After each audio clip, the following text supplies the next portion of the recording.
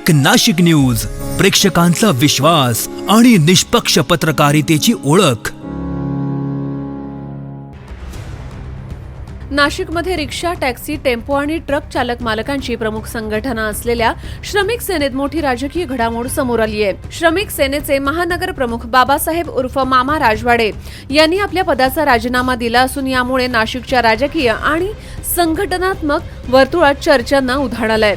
शाखा प्रमुख ते महानगर प्रमुख असा प्रवास करत मामा राजवाडे यांनी अनेक वर्ष रिक्षा चालकांच्या विविध प्रश्नांसाठी सातत्यानं लढा दिला होता।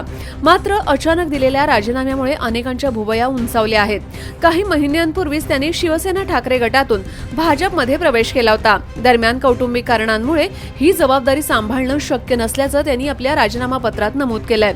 आता या राजीनाम्यामागे नेमकं कारण काय, तसेच पुढे श्रमिक सेनेत कोणते नवे राजकीय समीकरण पाहायला मिळणार याकडे सगळ्यांचं लक्ष वेधलंय।